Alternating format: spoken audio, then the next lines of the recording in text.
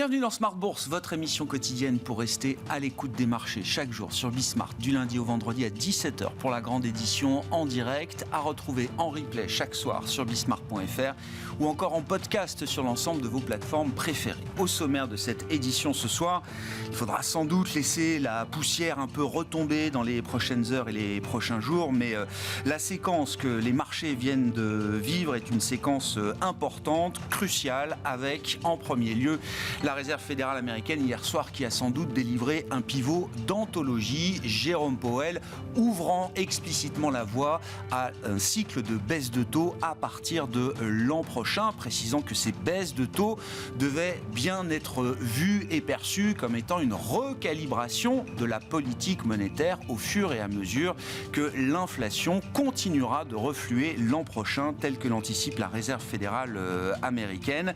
Jérôme Powell qui a créé un décalage d'autant plus spectaculaire avec la BCE et la Banque d'Angleterre aujourd'hui que ces deux banques centrales sont restées sur une communication beaucoup plus conservatrice pour dire les choses, puisque Christine Lagarde l'a précisé d'elle-même, il n'y a eu aucune discussion au sein du Conseil des gouverneurs sur de possibles baisses de taux pour l'an prochain.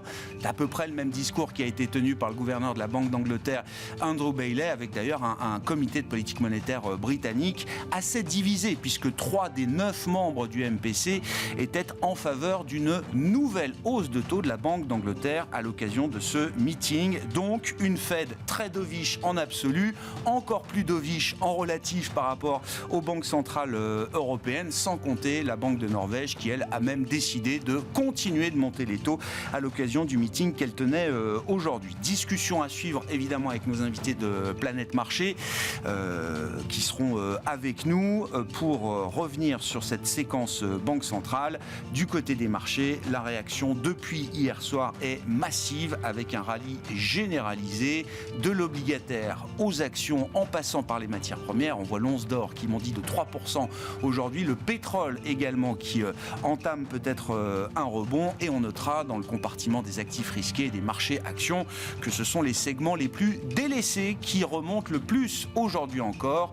On parle notamment des small cap avec une surperformance des indices small cap sur cette séance par rapport à des indices de grande capitalisation boursière.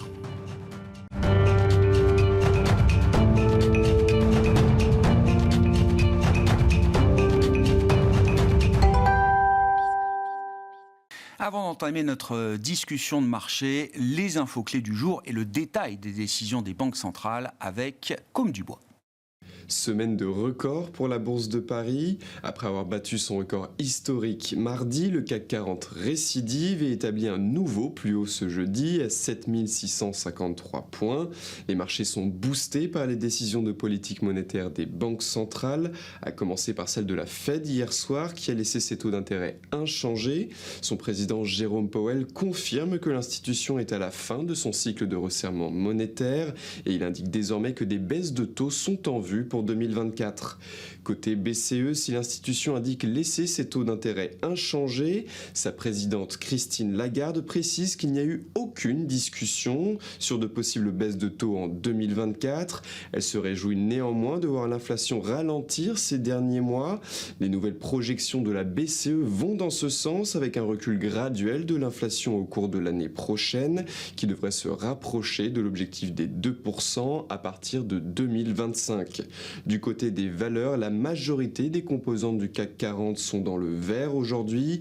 Alstom, Unibail, Rodemco, Westfield et Renault se positionnent en tête de l'indice. Leur titre gagne entre 6 et 8% au cours de la séance. Or, CAC 40, Vivendi signe l'une des meilleures performances du jour. Son titre prend autour de 9% au cours de la séance. Le groupe, qui va faire son retour dans le CAC 40 lundi prochain, a annoncé étudier un projet de scission de ses activités en plusieurs entités. Autre star du jour, Air France KLM, dont le titre gagne plus de 7% aujourd'hui. Le groupe annonce revoir à la hausse sa perspective de marge opérationnelle pour la période 2026-2028. Demain, côté statistiques, les investisseurs se réveilleront avec de nombreuses données économiques chinoises pour le mois de novembre, comme les chiffres des ventes au détail, de l'investissement, du chômage et de la production industrielle. Ils suivront également les premières estimations PMI de décembre pour notamment la France, l'Allemagne, la zone euro et les États-Unis. Tendance, mon ami, chaque soir, les infos clés du jour sur les marchés en ouverture de Smart Bourse avec Comme du Bois sur Bismart.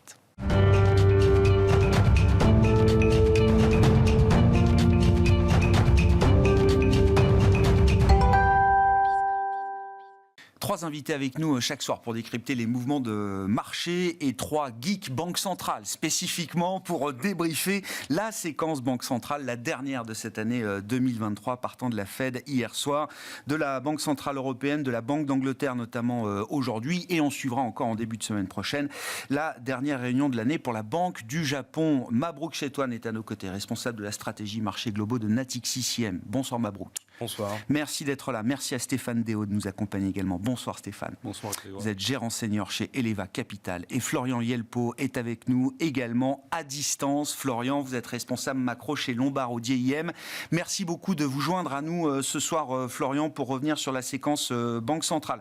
Mabrouk, je commence avec vous. Partant de la Fed, bien sûr. Je décrivais un pivot d'anthologie soumis évidemment à vos commentaires et votre analyse, mais je cite Jérôme Powell sur la séquence, le 1er décembre, c'est pas non plus 2023, pas non plus il y a 6 mois de ça, il est prématuré de spéculer sur des baisses de taux.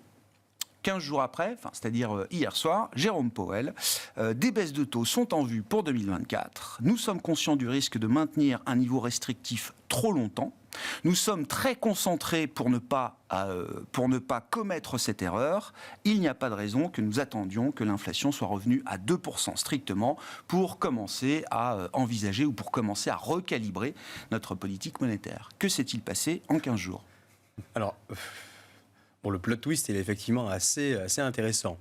On a l'habitude, quand on regarde un peu historiquement les volte-face ou alors les changements d'orientation de politique monétaire, on a l'habitude de les voir préparés par d'autres membres, effectivement. Donc on a le gouverneur Fabien Waller qui avait indiqué par ailleurs que c'était le moment d'envisager effectivement des baisses de taux. Alors ce qui est assez intéressant, c'est qu'on a à la fois donc cette perspective de baisse de taux que tout le monde attendait quelque part pour 2024, mais qu'elle soit annoncée de manière aussi prématurée, ça surprend un peu. Avec la petite phrase que vous avez citée par ailleurs, il est entre guillemets compliqué de prolonger, de maintenir pour une période de temps assez longue finalement des taux d'intérêt ou des conditions monétaires trop restrictives. La question, c'est que le marché, en fait, il s'est tout de suite engouffré dans la brèche et a tout de suite vu, finalement, il faut absolument ne pas contraindre les conditions financières pour une période de temps relativement longue. Le problème, c'est que Jérôme Powell, là encore, il a quand même agi de manière assez magistrale, je trouve, puisqu'il s'est laissé toutes les options possibles, sans préciser, effectivement, qu'est-ce qu'il entendait par période de temps relativement longue. Il ne faut pas s'accrocher, finalement, à des taux d'intérêt trop élevés, pour reprendre un peu sa citation de manière plus exacte. Et donc, in fine, le marché s'est dit, chouette, effectivement, on n'est pas sur des baisses de taux attendues pour le Q3 ou le Q4 de l'année prochaine, mais plutôt sur le Q1. Et donc, on a effectivement le scénario, du moins les attentes du marché qui se sont vues corroborées, puisque les taux d'intérêt ont commencé à baisser depuis le mois de novembre, en quelque sorte. Et donc, in fine, le marché s'est dit, le scénario finalement attendu se réalise. Le bras de fer que les marchés avaient entamé avec la Fed, la Fed l'a perdu, donc pour ainsi dire. Et globalement, on est parti maintenant sur un mood extrêmement positif. Le Goldilocks scénario, donc les taux d'intérêt baissent, les marchés obligataires effectivement voient leur cours progresser, les marchés actions c'est pareil, et tous les actifs effectivement qui sont vus délaissés par les investisseurs, parler effectivement des petites capitalisations, elles effectivement retrouvent un peu de respiration parce que les conditions monétaires encore une fois se détendent. Donc en fait, finalement, on a un scénario extrêmement positif. Le marché a remporté sa bataille, du moins c'est ce qu'il pense, par rapport à la Fed.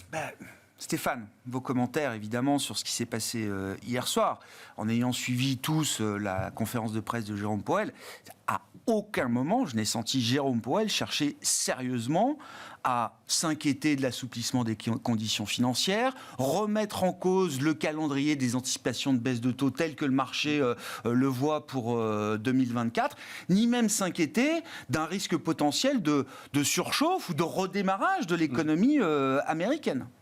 Stéphane.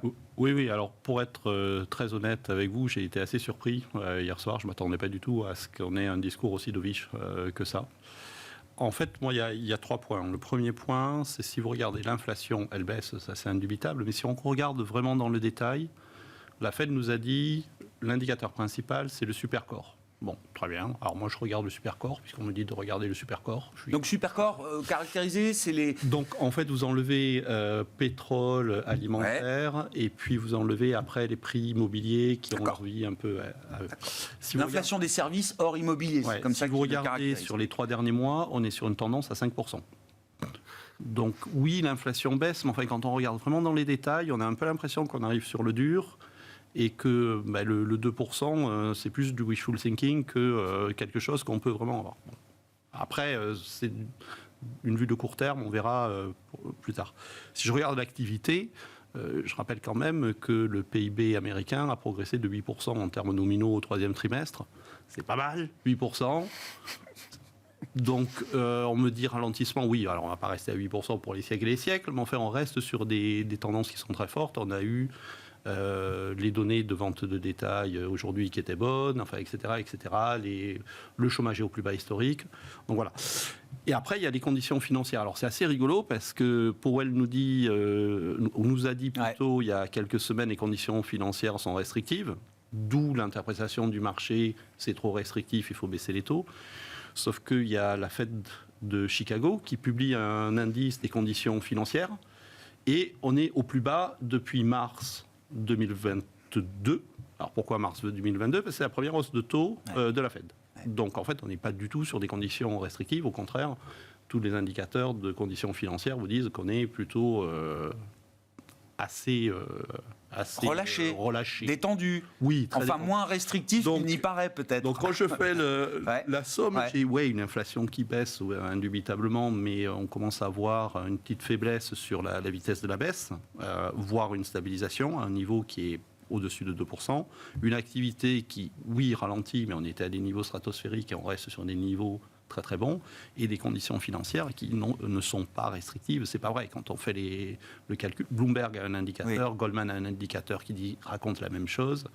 Le mois de novembre a été le mois qui a vu la détente la plus spectaculaire sur un mois des conditions financières. Oui, vous avez gagné quasiment 100 points de base sur le 10 ans américain. Donc 100 points de base de baisse, c'est un boost énorme. Dans le jeu de la communication, alors je sais, pour en avoir discuté avec certains, on pouvait attendre, par exemple, un communiqué d'Ovich, on pouvait attendre peut-être des points, des projections de Dodds, peut-être un peu plus accommodantes pour 2024, mais dans ce cas-là, on anticipait une conférence de presse qui soit un petit peu en compensation d'un communiqué trop d'Ovich. Ou l'inverse, le communiqué aurait pu être hawkish et Jérôme Powell dovish dans la conférence de presse. Il y a toujours ce jeu un peu good cop, bad cop. C'est ce qu'on pouvait imaginer hier soir. Ça n'a pas été le cas. Le statement est dovish, les dots sont dovish, Jérôme Powell a été dovish tout au long de la conférence de presse. Ils ont tout mis sur le rouge. Est-ce que la Fed voit quelque chose de négatif devant nous, qu'on ne voit pas encore, nous, dans les marchés, et qu'on ne voit peut-être même pas, d'ailleurs, dans les projections économiques nouvelles qui ont été faites par la Réserve fédérale américaine? Alors, c'est souvent l'argument qu'on sort que la Banque centrale a vu quelque chose qu'on n'a pas vu. Honnêtement, ils ont beaucoup plus de finesse dans l'information. Je serais extrêmement surpris qu'il y ait quelque chose de vraiment grave qu'on n'a pas vu. C'est toujours possible. Donc c'est vraiment un pivot naturel. Si vous regardez par exemple sur le marché monétaire, je ne veux pas être trop technique, mais on voit le taux d'emprunt interbancaire qui commence à s'écarter. Donc très clairement, il y a des choses bizarres qui se passent. En tout cas, pour les mauvais emprunteurs, c'est-à-dire probablement les petites banques régionales qui commencent à avoir des problèmes de liquidité. Mais ce n'est pas systémique, ça ne justifie pas un pivot. Non, c'est juste un pivot, il faut le prendre tel qu'il est. Et donc, c'est un gros changement pour moi. Est-ce que, je passe la parole à Florian dans un instant, mais Mabrouk, est-ce que ce qu'on a vu du discours et des nouvelles projections économiques de la Fed, est-ce que c'est un comportement naturel pour une banque centrale? Est-ce que la communication d'hier obéit à, je ne sais pas, des règles monétaires naturelles pour une banque centrale comme la Réserve fédérale américaine, qui n'aurait pas d'autre choix que de constater effectivement qu'il va falloir recalibrer le niveau de restriction monétaire au fur et à mesure que la croissance reviendra à ou sous son potentiel et que l'inflation continuera de refluer dans ce fameux dernier kilomètre. En fait, dans les fonctions de réaction des banques centrales, il y a on va dire pour la Fed les deux objectifs, la préservation effectivement de l'emploi donc et l'inflation. Et donc en fait la question qui se pose aujourd'hui, c'est est-ce que finalement, la Fed a rempli son contrat d'un point de vue de l'inflation. Donc maintenant, aujourd'hui, le fait d'assurer une croissance économique qui va ralentir et qui possiblement pourrait passer sous le potentiel, puisque ça, je rejoins effectivement les propos de Stéphane, c'est pas gagné quand vous voyez effectivement la croissance en volume qui a fait du plus 5 et qui devrait être à plus 2,5 encore pour le quatrième trimestre, vous êtes encore au-dessus du potentiel. Donc votre output gap est encore ouvert. Bref, il n'y a rien qui va entre guillemets de ce point de vue-là. Mais ça veut dire objectivement que si la Fed pense que l'inflation est en reflux, que le contrat a été rempli de ce point de vue-là, que la stabilité des prix, peu importe le niveau sur lequel on revient, puisque finalement 2, là encore, c'est une cible et on en pense qu'on veut. Mais ça veut dire que globalement, il y a peut-être un risque sur la croissance économique et ça veut dire, in fine, un risque sur l'emploi.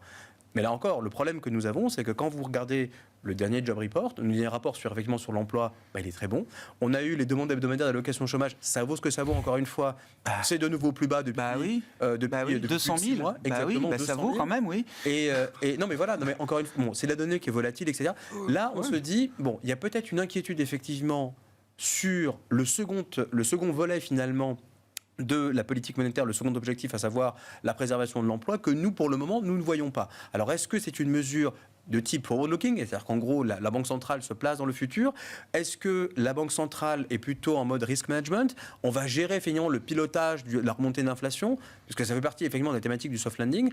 Là, globalement, effectivement, les débats sont ouverts avec, là aussi, il y a un troisième objectif qui n'est pas effectivement explicite, qui est la stabilité financière. Peut-être que là encore, là aussi, il y a peut-être des risques qui sont en train de se manifester et que la Banque centrale, pour finalement détendre là aussi les conditions monétaires, est obligée finalement d'adopter un stance de plus en plus accommodant. Ne pas s'accrocher trop longtemps à ce niveau de restriction trop longtemps, il y a tout et n'importe quoi. Oui, bien sûr. C'est 3 mois, mais le marché anticipait 12 mois. Donc bon, c'est peut-être un peu exagéré. Quoi, donc, Florian, vos commentaires sur cette discussion et comment vous comprenez effectivement ce qui amène Jérôme Powell et la Réserve fédérale américaine à enclencher ce pivot peut-être beaucoup plus rapidement que ce qu'on pouvait imaginer. Et j'inclus ceux qui plaident pour la fin des hausses de taux depuis quelque temps déjà. Eux-mêmes semblent surpris par la vitesse du retournement de la communication de la Fed.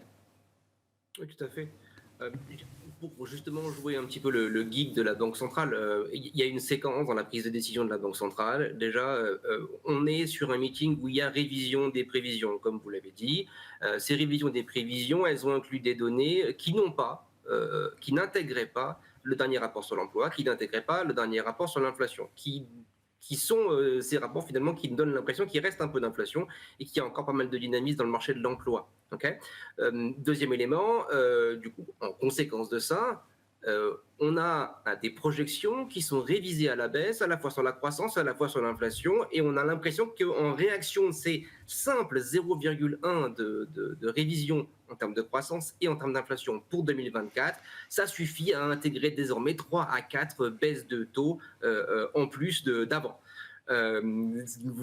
Naturellement, en disant ça, on comprend bien le désarroi auquel on est confronté aujourd'hui face à l'ampleur de ce pivot. Il y a une autre façon de comprendre la chose, à mon sens. On a été très longtemps habitués à ce que nos banquiers centraux se disent data dependent, donc se disent dépendants des données. Et ce qu'on fait très naturellement, du coup, c'est qu'on observe les dernières données et qu'on tente au jugé de savoir si la Banque centrale va être plus ou moins conservatrice, plus ou moins accommodante.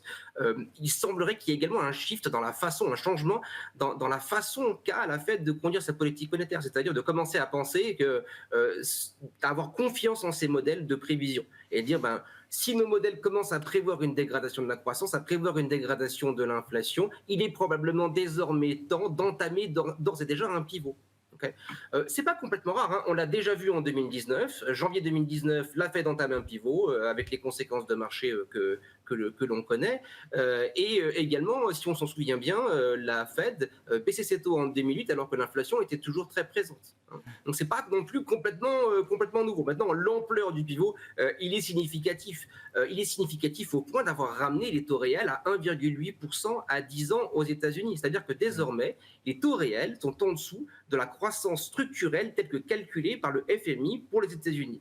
C'est-à-dire que ce pivot, c'est un shift tellement fort qu'on va passer d'une politique monétaire qui était restrictive pour l'économie à une politique monétaire qui est désormais accommodante pour l'économie. Si on tire les conclusions de marché qui vont de ce changement de paradigme de politique monétaire, on se retrouve dans une situation où on a une banque centrale qui ouvertement soutient l'économie, et le rallye qu'on voit en ce moment, c'est un rallye justement de ceux qui ont souffert de conditions monétaires plus difficiles. Donc, vous voyez, pour conclure, l'idée c'est la Banque centrale change sa façon de penser le futur, entre guillemets, réagit en avance.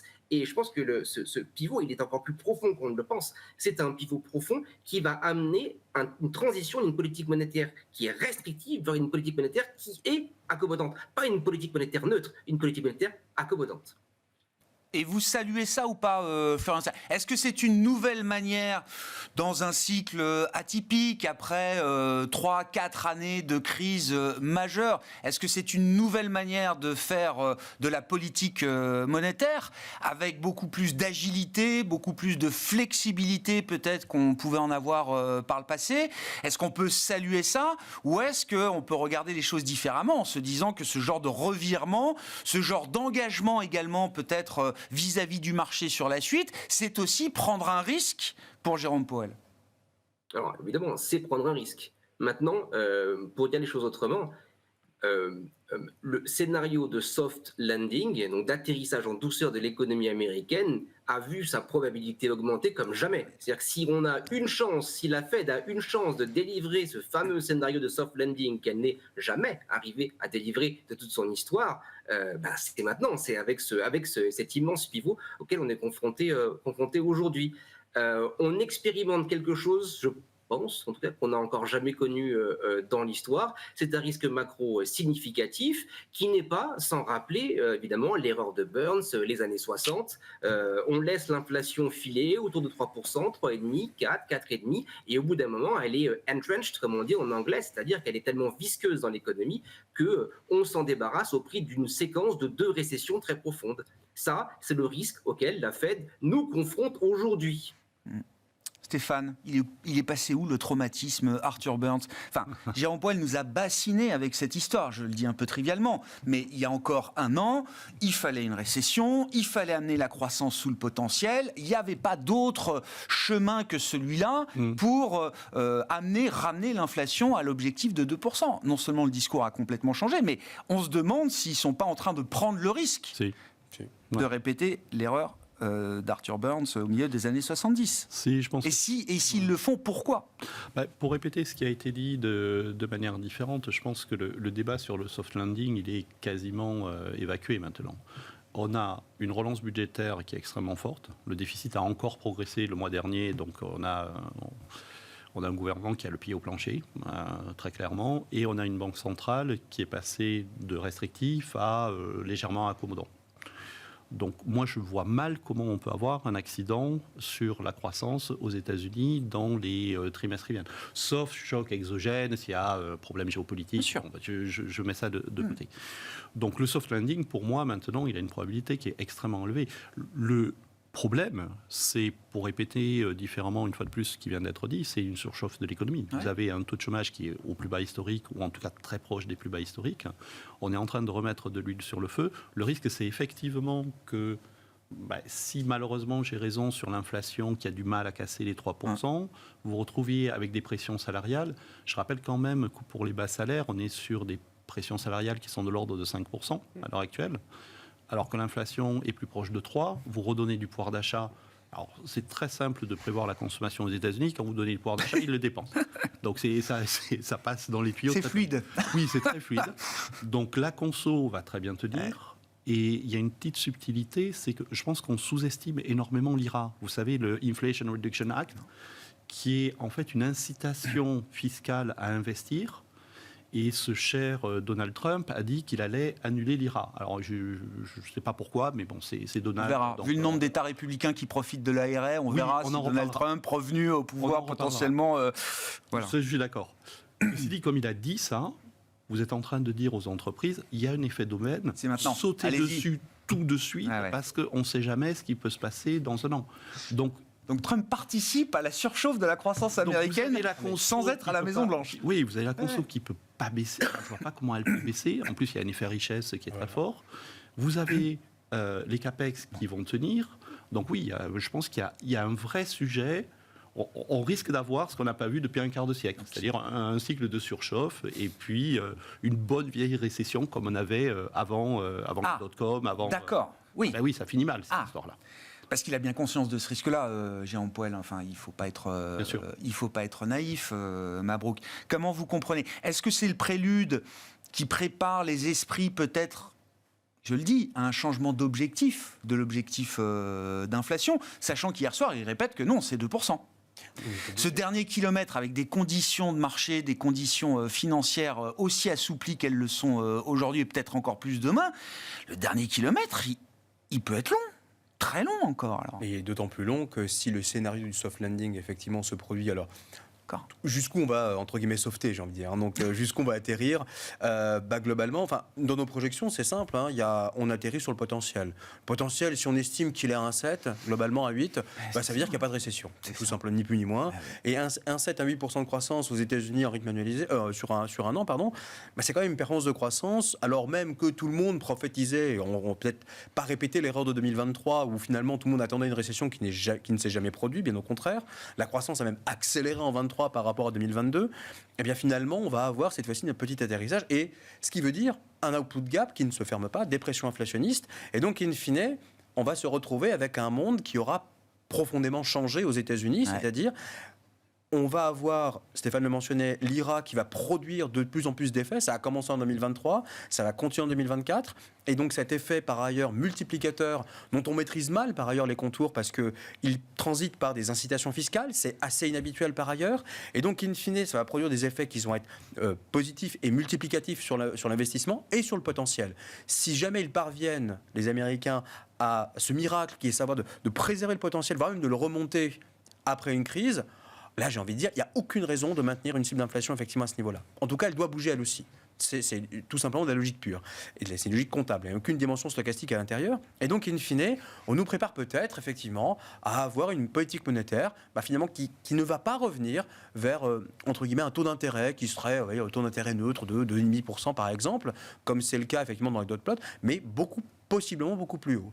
Donc finalement, là aussi, il y a peut-être un double discours. C'est-à-dire qu'en gros, attention, effectivement, on commence aujourd'hui à ajuster de manière un peu plus précoce, mais pour atterrir finalement sur un niveau de taux d'intérêt à long terme qui sera plus élevé, et il va falloir faire avec. C'est un plan ? Ça peut être un plan, une stratégie ? Ça peut être une stratégie de long terme. Si les banques centrales, effectivement, sont forward-looking, si elles anticipent effectivement ce qui va se passer, elles doivent se préparer à cette éventualité. Florian, comment est-ce que vous regardez, alors, discussion autour de la Fed, comment est-ce que vous regardez le décalage que ça crée avec nos banques centrales en Europe, la Banque d'Angleterre ou la Banque centrale européenne, qui, elles, sont restées à Jérôme Powell d'il y a 15 jours. C'est-à-dire prématuré de parler de baisse de taux, et pour l'instant, il faut que les taux restent à ces niveaux de restriction pour une période de temps encore étendue devant nous. Alors, je vais mettre ma casquette Mabrouk Chetouane, du coup, pour répondre à la question. Ce qui est important de comprendre, je pense, à ce stade, c'est que la Fed était très, très mono-objectif pendant une longue période, c'est-à-dire inflation, au prix de l'emploi. Et elle semble être revenue à une approche multi-objectif, c'est-à-dire, oui, on veut ralentir l'inflation, mais on veut néanmoins opérer cet atterrissage en douceur. Côté BCE, c'est pas du tout le cas. Côté BCE, l'objectif, c'est la maîtrise de l'inflation. Encore une fois, les parallèles historiques parlent d'eux-mêmes. Repensons à la dernière hausse de taux de l'ère de Jean-Claude Trichet. En plein cœur d'une récession, il monte les taux néanmoins parce qu'il y a de l'inflation. La BCE, c'est une banque centrale très orientée inflation, qui n'a que faire de l'effondrement de M3, qui n'a que faire du ralentissement apparent de l'économie européenne. Ce qui compte, c'est d'enterrer l'inflation, en tout cas de la ramener à des niveaux qui soient considérés comme tolérables vis-à-vis de son mandat. Je pense que c'est ce qui explique un petit peu la divergence. Le dernier élément, le dernier point, je pense, c'est, gardons également à l'esprit que côté Europe, l'un des instruments principaux de maîtrise de l'inflation, c'est la maîtrise du change. C'est-à-dire que là, c'est une aubaine pour la BCE. D'un côté, la Fed devient dovish, elle se permet de maintenir inchangés ses taux et ça fait monter l'euro vitesse grand V. Autrement dit, ça permet à toute la zone euro d'importer de la déflation, ce qui reste une médecine, disons, directe, forte et rapide pour guérir de l'inflation. Est-ce qu'il faut imaginer, Florian, une BCE qui resterait plus que jamais droite dans ses bottes par rapport au logiciel que vous avez décrit, par rapport à son mandat, qui peut aussi être interprété, qui a quand même une forme de flexibilité aussi dans le mandat de la BCE? Ou est-ce que ce qui s'est passé hier soir du côté de la Fed, c'est quand même demain pour la BCE et la Banque d'Angleterre un appel d'air, l'idée qu'on pourra quand même trouver de la liberté et des marges de manœuvre peut-être beaucoup plus rapidement que si on était resté en solo dans notre coin avec notre mandat? Oui. Et pensons également que côté Angleterre, par exemple, Grande-Bretagne, ils ont pas mal de difficultés à maîtriser leur inflation. Le fait de voir le dollar baisser naturellement sans qu'ils aient à monter les taux eux-mêmes, c'est également une chance. Hein. Donc effectivement, il y a un petit peu de regain de liberté, et sans avoir à monter davantage les taux, on est capable d'avoir un contrôle d'inflation du jour au lendemain qui est devenu beaucoup plus fort au moment où on se parle. Bon. Stéphane, Mabrouk, si la Fed prend le risque de créer une surchauffe économique aux États-Unis, ce n'est pas le cas pour la Banque Centrale Européenne aujourd'hui. Non, mais moi je pense que la Fed va finir par exporter sa politique monétaire d'une manière ou d'une autre. Et je pense que ce que disait Florian est juste. C'est ce qu'on a vu, c'est Powell très dovish hier, donc le dollar baisse. Lagarde tout à l'heure qui était un petit peu plus hawkish ou moins dovish qu'attendu, et l'euro qui monte. Donc dans les deux cas, ça part dans le même sens. Et donc de facto, ça veut dire que on n'a plus besoin de monter les taux, ou même qu'on va pouvoir se permettre de baisser les taux, donc de suivre la Fed. Donc oui, c'est du billard à trois bandes, ouais. Finalement. Mais il y a un effet réaction en chaîne. Exactement. Ouais. Et c'est vrai pour l'Europe, c'est vrai aussi, moi je pense beaucoup à l'Amérique latine par exemple. Vous avez eu, alors ça paraît un peu exotique, mais la Banque centrale du Chili qui a baissé les taux un peu trop rapidement. Le peso chilien s'est beaucoup déprécié, donc ils se sont arrêtés tout de suite. Là, avec la Fed qui baisse les taux, ça redonne au Chili, au Brésil, au Mexique, à tous ces pays-là. Et puis, je prends l'Amérique latine, mais il y en a beaucoup d'autres. Ça redonne beaucoup de manœuvre. En fait. Donc, c'est une soupape pour le monde entier. Là. Mais de facto, la Fed va exporter sa politique monétaire, et effectivement, c'est le mécanisme qui était décrit, c'est via le mécanisme de change. Donc pour les actifs risqués, c'est très clairement quelque chose qui est extrêmement favorable, de manière générale. Enfin, si l'euro s'apprécie trop, ça commence effectivement, ça pourrait coincer à un moment donné pour les actions. Mais au-delà de ça, alors moi je serais un peu plus réservé finalement sur la fonction de réaction de la Banque Centrale Européenne. Isabelle Schnabel a indiqué effectivement que nous entrions dans une phase de baisse des prix, mais qui serait beaucoup plus lente. Et ça a été dit par Powell par ailleurs. Ça a été repris par Christine Lagarde, beaucoup plus lente que ce qu'on avait observé. C'est normal, puisque la première partie du chemin étant assez facile à réaliser. Là, on va rentrer dans le dur, entre guillemets, de la baisse de l'inflation.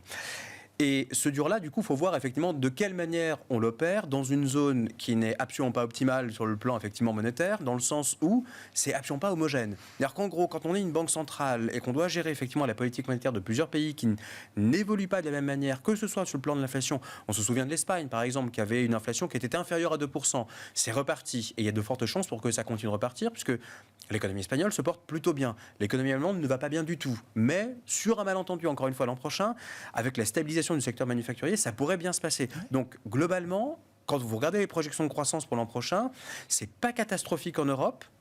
D'ailleurs, la BCE a indiqué, donc c'était 0,8 attendu. Les salaires réels positifs vont être un soutien pour la relance, la reprise de l'économie européenne. Exactement. Donc, elle a insisté plusieurs fois là-dessus, Christine Lagarde. Qui sera positive, qui sera sans doute plus forte dans certains pays qu'elle ne l'a été effectivement en 2023. Une inflation, elle, qui va rester visqueuse, d'accord, donc les prix qui vont baisser, mais avec, encore une fois, des salaires qui montent, ça va être compliqué là encore de voir l'inflation baisser fortement, d'autant plus que, encore une fois, modulo le comportement de marge des entreprises, on n'est pas certain de voir cette inflation baisser. Donc là encore... On commence pas à avoir des évidences quand même sur l'idée que cette inflation tirée par les profits, par les marges des entreprises, va s'évacuer au fur et à mesure que les consommateurs seront plus attentifs au prix. Mais si les salaires réels montent, dans ce cas-là, à un moment donné, c'est la question, c'est qu'on redonne du pouvoir d'achat par le canal de l'inflation. Les entreprises voient ça, il y a une incitation effectivement à maintenir des marges élevées. Donc clairement, en fait, le mécanisme effectivement de bouclage, mais qui ne transite pas uniquement par salaire, inflation, mais si on rajoute la question des profits, là encore, la question reste entière. Et donc, in fine, il ne faudra pas s'étonner non plus que la BCE retarde effectivement son ajustement de politique monétaire, parce qu'on est en retard sur le cycle américain, ni plus ni moins. Donc l'exportation effectivement de la politique monétaire américaine, ça va prendre un peu plus de temps. Et encore une fois, le meilleur moyen pour redonner un bol d'air au secteur manufacturier allemand qui souffre d'un prix de l'énergie qui est encore trop élevé, encore beaucoup plus élevé que par rapport à ce que les Allemands payaient avant l'invasion de l'Ukraine par la Russie, c'est un bol d'air immédiat et une injection finalement de dopamine dans l'économie qui va produire des effets assez rapides. Et donc ça encore une fois, les Allemands en ont besoin. Les Allemands en ont besoin et le change va le donner. Donc il n'y a pas de raison pour la BCE de se hâter à monter les taux. D'accord. De prendre tout de suite la roue de la Fed, non, il n'y a pas de raison. Ce serait une erreur de politique monétaire, mais dans l'autre sens pour le coup. Ouais, je comprends. Mais là, on comprendrait. Okay. Déjà que Powell a du mal à comprendre, alors la Lagarde, là, c'est même pas la peine. Bah oui, mais bon. Qu'est-ce qu'on dit de la politique de bilan? Alors là aussi, dans les sujets un peu techniques, Banque centrale, mais c'est des questions qui sont abordées régulièrement. Alors, la BCE a bougé sur le programme d'achat d'urgence pandémique, alors qui est pleinement réinvesti aujourd'hui, qu'il sera encore pendant les 6 premiers mois de l'année 2024. Ensuite, on va commencer à couper les réinvestissements en deux pour les éteindre complètement à la fin de l'année 2024. Pour les marchés globaux, c'est des sujets importants. On a les taux d'un côté avec des anticipations de baisse et on a des politiques de bilan qui sont toujours tournées vers la restriction, Stéphane. Est-ce que c'est cohérent? Est-ce que ça crée des dissonances? Est-ce que ça crée des perturbations? Non, pour moi, c'est pas... Enfin, en tout cas, sur le cas de la BCE, c'est un petit peu attendu de toute manière. C'est plutôt à la marge une bonne nouvelle, c'est-à-dire que la question c'est est-ce qu'ils réinvestissaient le PEPP ou pas. Là, ils nous donnent au moins 6 mois puisque c'est milieu d'année prochaine. Ça couvre toutes les émissions des États de début d'année? Oui, et puis après 7,5 milliards par mois, c'est pas énorme. J'ai fait les calculs, ça veut dire qu'on augmente le QT de 10 à 15% grosso modo. D'accord. Donc c'est forcément un support qui disparaît. Mais c'est pas la falaise non plus. Mais voilà, on est très très loin de quelque chose de très grave pour les marchés. Et en même temps, Christine Lagarde a dit et répété que de toute façon, il y avait une flexibilité sur le réinvestissement. Enfin, il faut appeler un chat un chat. Le risque, c'est les périphériques, en particulier l'Italie. C'est est-ce qu'on peut les soutenir? Si on enlève le soutien de la BCE, le risque, c'est que les spreads s'écartent et qu'il y ait un sujet. Et elle a dit et répété à plusieurs reprises qu'il y avait de la flexibilité sur les réinvestissements. Sous-entendu, si je réinvestis pas tout, la partie que je peux réinvestir, je peux déformer le réinvestissement sur un pays ou deux pour le soutenir. Donc l'un dans l'autre, ce que vous faites avec du QT, c'est vous rendez du papier au marché, vous prélevez des liquidités, mais on sait qu'il y a des liquidités excessives qui sont extrêmement importantes. On a encore en zone euro un niveau de liquidité excessif qui est très important. Qui est très très large. Et donc l'un dans l'autre, oui, ça joue à la marge. Mais pour moi, c'est vraiment marginal sur la dynamique des taux. Bon, sur les marchés, Stéphane, alors vous l'avez dit, ce qu'on décrit là est favorable aux actifs risqués. On le voit déjà depuis plusieurs semaines et on a vu encore cette accélération hier du rallye dans le sillage de la communication de la Réserve fédérale américaine. C'est quoi? Est-ce qu'on en est au démarrage d'un nouveau cycle boursier d'une certaine manière? On va avoir le retour à la moyenne de tous les segments de marché complètement délaissés dont on ne parle plus puisqu'on est tous focalisés sur les 7 magnifiques et quelques poignées de méga cap. Alors, il y a un nouvel acronyme, c'est ça, Stéphane? Non, je dis c'est fini parce que j'ai fait les calculs juste avant d'arriver. Sur le S&P 500, vous avez 66% des entreprises qui ont surperformé sur le mois passé. Donc en fait, c'est plus les 7 magnifiques qui tirent le marché. Donc voilà, c'est ma question. Est-ce qu'on a quelque chose de nouveau qui laisse augurer de quelque chose d'assez sain et soutenable dans la dynamique de marché qu'on observe? Ou est-ce qu'il faut rester prudent avec l'idée que les fins de cycle, aussi longues soient-elles, amènent toujours leur lot d'exubérance et qu'on est peut-être en train d'entamer ce stage-là? Alors, les deux, mon général. Ouais. Effectivement, moi, je commence à avoir peur d'une surchauffe des États-Unis et effectivement, ces histoires-là finissent mal en général. Sauf que, entre-temps, ça veut dire au moins quelques trimestres où les actifs risqués vont être très soutenus, où la croissance va être forte, etc., etc. Donc il faut être investi. Il faut être investi avec le doigt sur la gâchette pour sortir, mais il faut être investi. Ce qu'on voit depuis un mois, depuis le rallye des taux, c'est-à-dire la baisse des taux américains, c'est que vous avez effectivement les actions qui ont été pénalisées à cause de ce qu'on appelle la duration, c'est-à-dire leur exposition aux taux qui monte énormément, donc en particulier les small caps, les petites entreprises. Et ce que vous voyez, c'est que les cycliques performent très très bien aussi. Ce qui est logique. Si une fois de plus vous croyez à l'histoire que je remets de l'huile sur le feu et que je relance l'économie... Je prolonge le cycle, ou je le réanime même encore. Voilà, les cycliques doivent performer, et performer très bien. Et donc vous avez effectivement... Alors, une fois de plus, je ne veux pas être trop technique, mais on regarde le momentum. Si vous regardez parmi les styles qui ont très très bien performé, c'est inverse momentum. C'est-à-dire ce qui avait très bien marché ne marche pas, et ce qui avait pas marché ou a été pénalisé rebondit. Si vous regardez les actions de mauvaise qualité avec un bêta élevé, pareil, elles ont très très bien performé. Donc on voit bien que on est en train de changer la logique de marché, on est en train de changer les caractéristiques fondamentales du marché. Et oui, je pense qu'il faut arriver à une rotation, clairement. Ouais. Ça peut rendre ce rallye durable encore quelque temps, Mabrouk ? À la seule condition que les banques centrales ne déçoivent pas. Parce que c'est ça un peu la difficulté. Alors encore une fois, Jérôme Powell a dit oui, on s'apprête à baisser les taux. Mais il s'est bien gardé de préciser quand. Donc, et c'est ça le problème, c'est qu'en gros, du coup, là, les attentes sont tellement débordantes, excessives, etc. On peut appeler ça le cadeau de fin d'année, le cadeau de Noël, etc. pour les marchés. Mais si jamais, effectivement, on s'aperçoit qu'on a un marché du travail qui repart de nouveau, ou qu'on a un cycle qui est de nouveau boosté par je ne sais quel miracle, la Banque centrale se retrouvera un petit peu embêtée, entre guillemets. Bon, on ne peut pas baisser tout de suite, on va effectivement attendre un tout petit peu, peut-être retarder la première baisse de taux. Cette source-là de déception, entre guillemets, vous retirez le morceau de sucre effectivement à un enfant, et ben là, à un moment donné, ça termine en tantrum, c'est ça, en crise. Ça peut effectivement terminer en petite crise, d'accord. Donc avec une volatilité qui est trop basse par ailleurs sur le marché action, donc mais une volatilité obligataire, elle, qui n'a pas véritablement chuté et qui sera encore effectivement avec nous. Donc ça peut un peu polluer la trajectoire des ça pose la question de comment Jérôme Powell va piloter justement cette nouvelle phase qui commence pour lui. C'est-à-dire qu'il n'y a plus de forward guidance officiellement, tout le monde est data dependent. Maintenant qu'on a une Fed un peu plus forward looking... il l'a complètement restauré, la forward guidance. Oui, d'accord, mais est-ce qu'il va nous redonner des critères de forward guidance, de communication avancée qui permettront au marché justement de déterminer dans quelles conditions, avec quel type de données la Fed pourrait enclencher la première baisse de taux? Est-ce qu'on va avoir ce niveau de finesse-là dans la communication de Jérôme Powell désormais? À mon sens, il sera contraint de le faire dans la mesure où, encore une fois, faut voir quelles sont les attentes du marché.Elles sont aujourd'hui très fortes en matière effectivement de baisse de taux.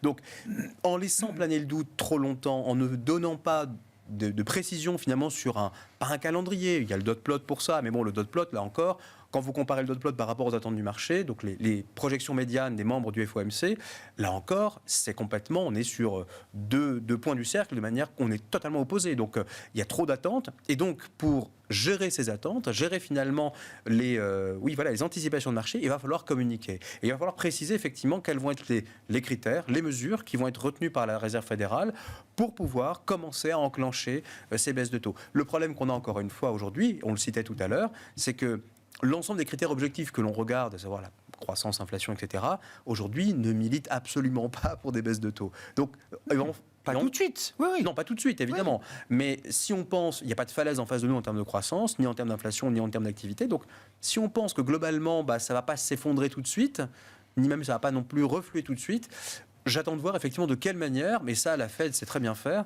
va pouvoir gérer sa communication. Bon, je disais en début d'émission, il faudra quand même que la poussière retombe un petit peu, à court terme en tout cas, sur cette séquence, avec un price action, une réaction de marché qui a été massive hier. Je crois que sur le 2 ans américain, on a vu jusqu'à 30 points de base de baisse. 20 points sur le 10 ans. C'est historique, hors événement type SVB, ce qu'on a vu en mars dernier. Donc il faut aller chercher une crise bancaire pour voir un rallye obligataire sur le cours aussi important que ce qu'on a vu hier. Merci beaucoup, messieurs. Merci d'avoir été là pour débriefer cette dernière séquence Banque Centrale de l'année. Stéphane Déo, gérant senior chez Eleva Capital, et Mabrouk Chetouane, responsable de la stratégie marché globaux de Natixis IM. Florian Rielpo nous accompagne également en visio, responsable de la macro chez Lombard Odier IM.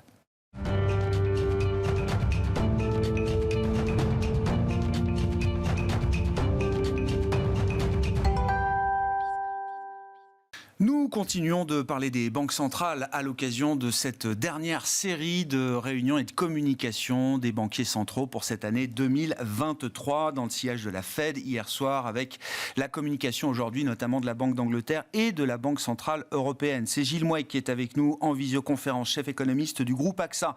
Bonsoir et bienvenue Gilles.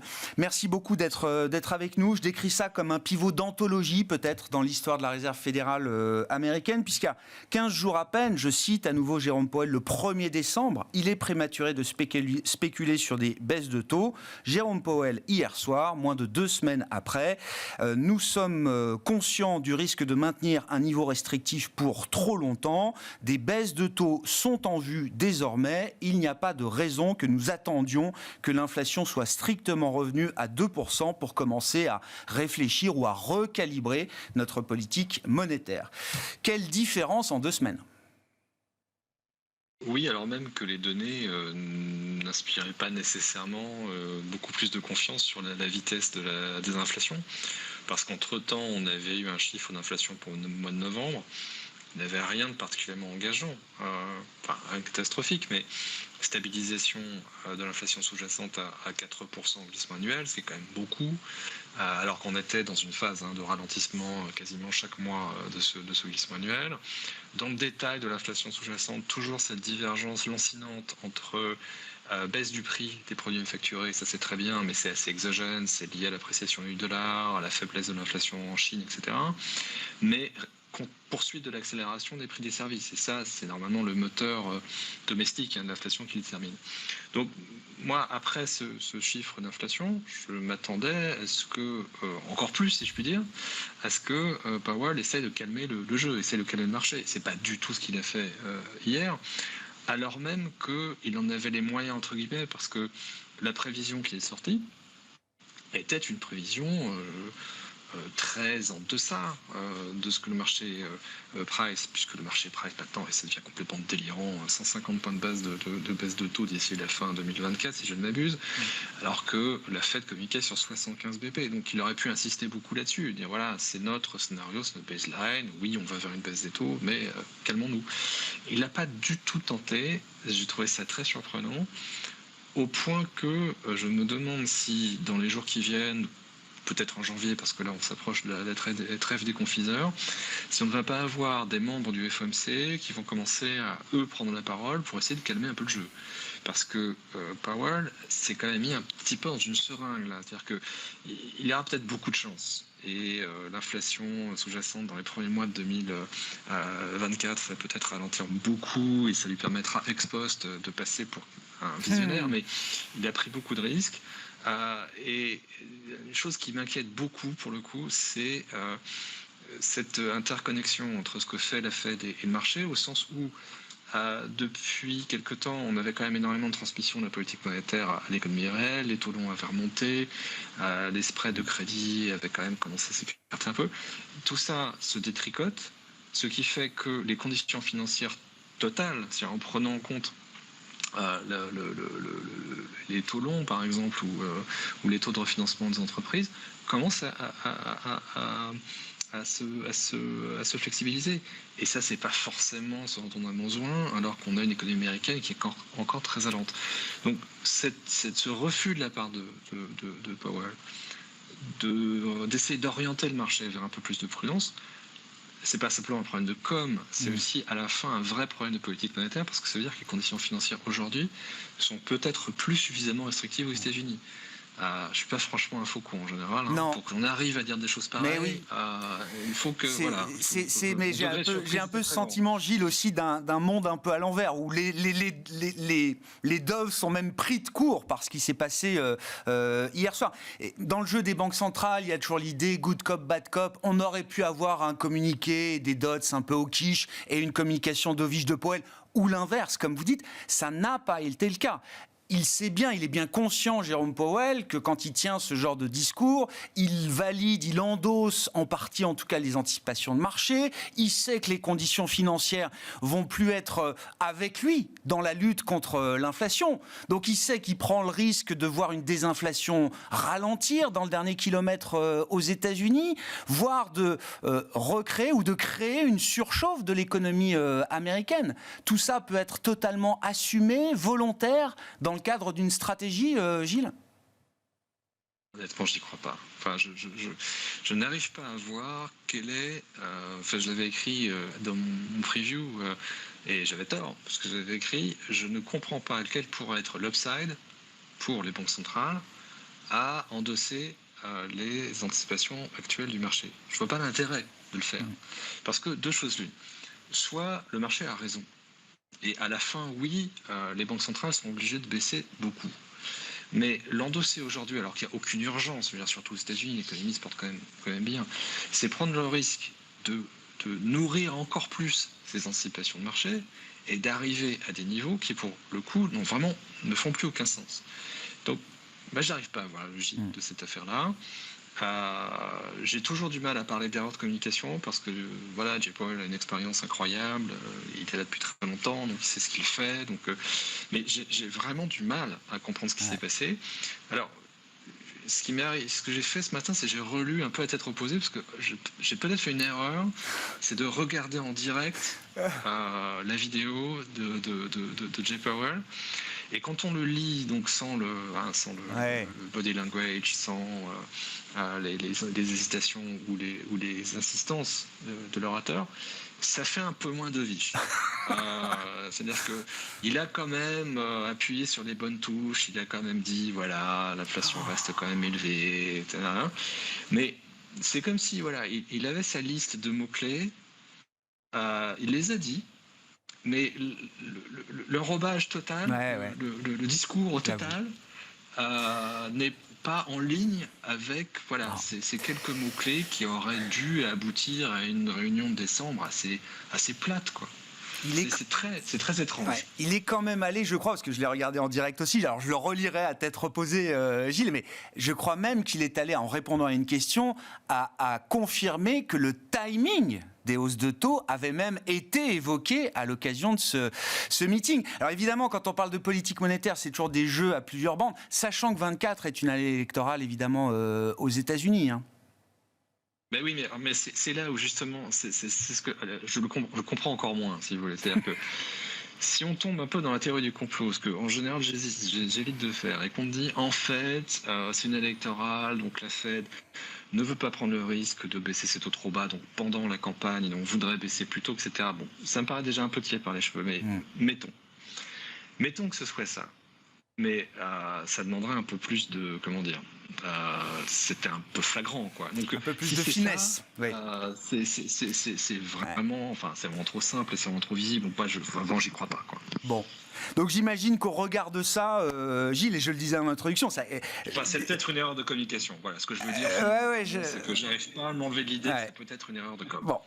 En tout cas, la douceur absolue affichée par Powell l'est encore plus en relatif quand on a entendu aujourd'hui Christine Lagarde. Mais du coup, je comprends à votre étonnement de la Fed hier soir que ce qu'on a obtenu de Christine Lagarde aujourd'hui est tout à fait cohérent avec ce qu'on pouvait attendre, Gilles.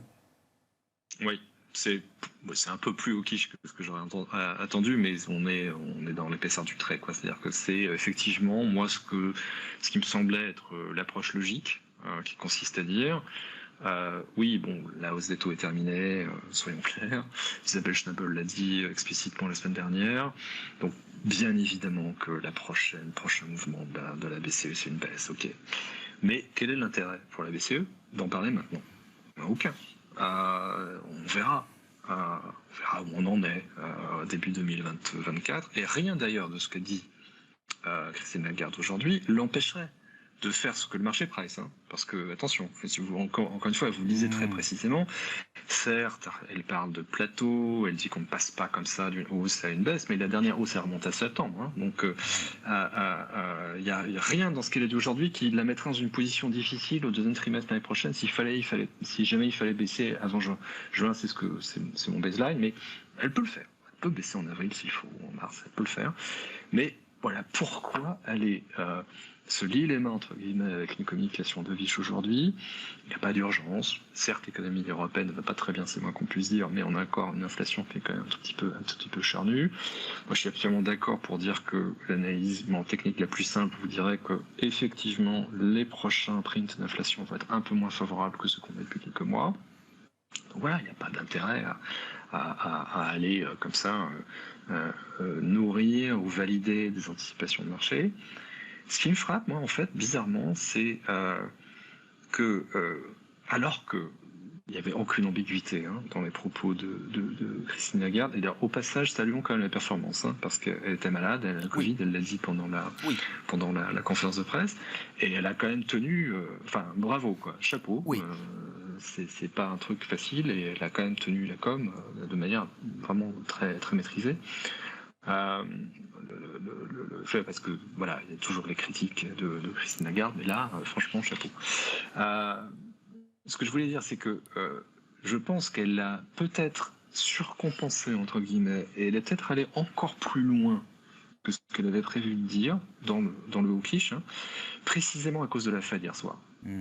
Parce que je pense que n'importe quel banquier central, au vu de ce qui s'est passé hier soir et de la cavalcade du marché qui a suivi la conférence de presse, a dû se dire, même si en fait je sais bien que mon prochain mouvement c'est une baisse de taux, etc., vu ce qui s'est passé aux US, il faut vraiment que je sois très ferme dans ma com. Et donc peut-être qu'elle a surcompensé, entre guillemets, en réaction à Powell hier soir.